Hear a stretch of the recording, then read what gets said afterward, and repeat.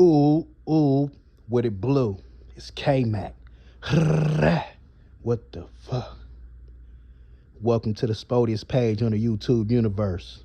K-Mac, TMI, 3438.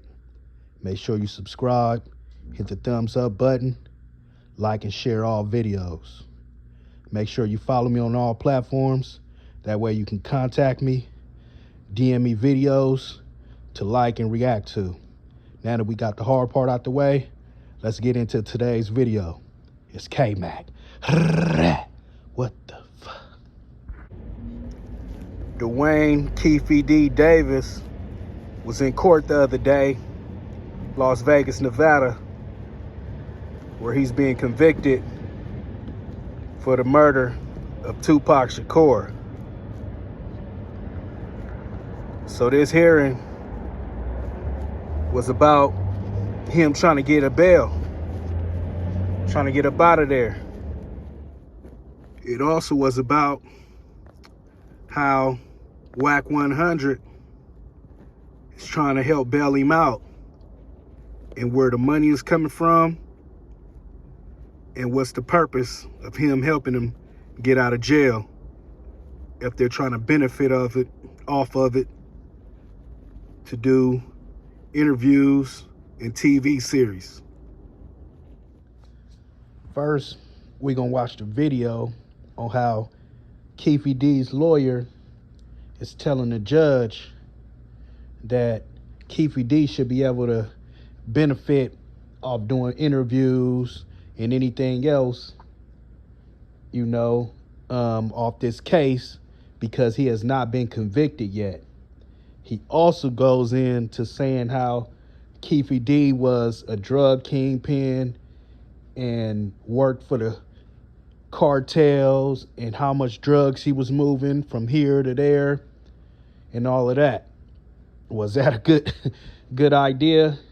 I don't think so, but we're going to go into that. Then we also going to see Keefe D making his statement on why he believes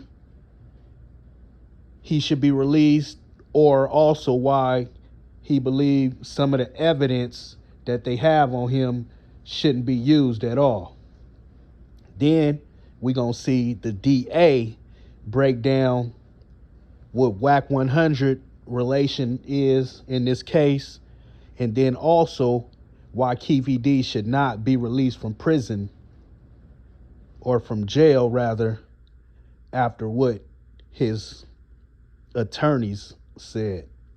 So we're going to go into all the videos and break it down once we get back. It's K-Mac. What the fuck? At this point, since he's not convicted, you cannot tell Mr. Davis he cannot receive those monies. He could receive any monies in regards to this crime until he's convicted. That's well supported by the Nevada case law. It's supported by the statute that the state had previously alleged that they were relying upon, which was 41B200. Which case law specifically?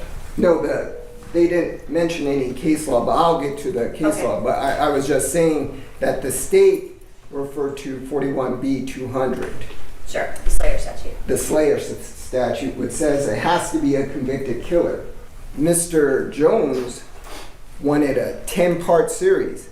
That 10-part series, I would imagine one of the episodes in that 10-part series would include the Shakur slaying, but there's many other things and interesting life events, crime stories, etc., that Mr. Davis can discuss. Jones was very adamant that there was no contract between those two yet, and so it was prospective in regards to his life story. The state made comments in regards to, well, the only thing that people would be interested in regards to his life story is basically in regards to Tupac, and that's simply not true. I mean, Mr. Palal has read the books as well as I have. His life story, he was one of the most notorious gang leaders of all of Southern California. He ruled Compton. He was the godfather of Compton. Basically, he had a drug trade that extended from here to New York to Little Rock, Arkansas. He was doing 350 kilos at a time with the Mexican cartel. There's many aspects of his life that are relevant and interesting to the community other than the death of Tupac Shakur. Now address the court. I think we're done. I got something to say. You want to say to Mr. Arnold, and he can say if he represents you. So ultimately, if you represent yourself, you can talk at will. But if somebody Mr. represents Greg you, Hayden had them pockets at his house for 15 years in his attic, doing all kind of TV interviews. That them boxes should not be allowed in the he's cases. just going to talk about it. Yeah, them boxes should not be allowed. The tainted evidence, everything. The man, he broke a proffer agreement, and he broke the law, all kind of stuff. The boxes should not be allowed. He's been at his house for 15 years, and he's doing interviews, going in the boxes. Let me see here. Ooh. You can see it on any internet site that this man been going in the boxes for years, and he's an ethical, and a judge, federal judge in LA did a 142-page thing about him. So I think what the state said ultimately is that they don't think there's going to be anything in those boxes that they're going to use. Is that And what you you're- just use something in them boxes. They just used something in them boxes from 1996, and they know they did it.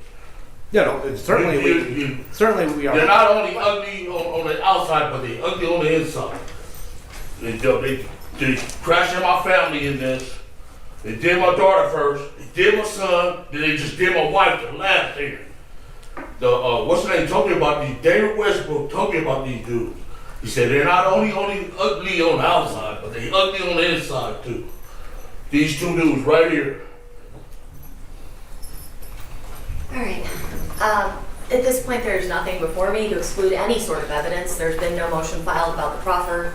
I don't know if Mr. Arnold plans on challenging that or not. Ultimately, that decision is up to him. So we'll see you guys back on that 30-day date. That was August 20th at 9 a.m. At that time, we need to know if we're going to go on the 3rd. Thank you, Your Honor. Still remains true. Defendant's statement to his wife that Mr. Jones was a middleman, I think this court really has to consider. Also, as we provided exhibits, it wasn't just some spontaneous lie that he told his wife, as was proffered to this court at the last source hearing. Instead, these schemes, these plans, these attempts to deceive the court have been going on for months and months, laid out on jail calls over and over. Hey, we're going to use this person as a front. We'll use that person as a front. This person doesn't want to testify, so we've got to get somebody that will testify. And the sample I gave to the court is just that, a mere sample, mere sprinkling of the scheming that has been going on by Mr. Davis in order to deceive this court as to where the source of the funds come from. What I make is Mr. Jones lacks any credibility whatsoever based on the evidence that we've heard. Your Honor, I would go so far as to say that he perjured himself. And the reason why is, let's look at the evolution of Mr. Jones's positions. The letter he offered this court is, this is a gift. And I've known Mr. Davis for a long time. We're good friends for a long time. Then his testimony evolved. It started with when Mr. Arnold asked him, are you receiving any benefit? No, I'm not receiving any benefit. Then it goes, when I ask him, well, is there a contract? It evolves to, well, there's no contract yet. Then when Mr. Arnold asks him about, well, on the jail call, we did hear about a contract. Can you tell us about that? And then Mr. Jones tells an incredible story about what they're actually discussing. Has nothing to do with the murder of Mr. Shakur, but it's about a car that Mr. Davis once held, and he needs to get the title cleared. So that's what he's talking about. We have a jail call that refers to a contract. We have a YouTube interview where he talks about stipulations.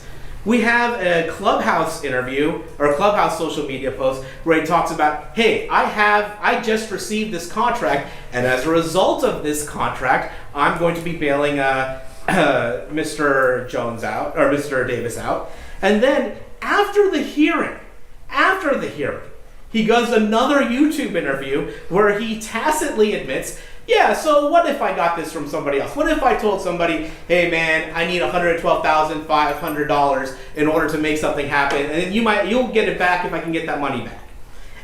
That is a remarkable admission that he makes after this court hearing. And Your Honor, whether or not, and I'll address whether or not the legality of the court's requirement, but whether or not Mr. Davis or Mr. Jones agrees with the court's position, they are not allowed to, one, lie, attempt to deceive the court, or two, scheme on jail calls to circumvent this court's rulings. So I don't know what Mr. Jones could tell you that would give this court anything, prima facie, preponderance, anything, to believe that this is from a legitimate source, given Mr. Jones's observable willingness to deceive to get his deal done.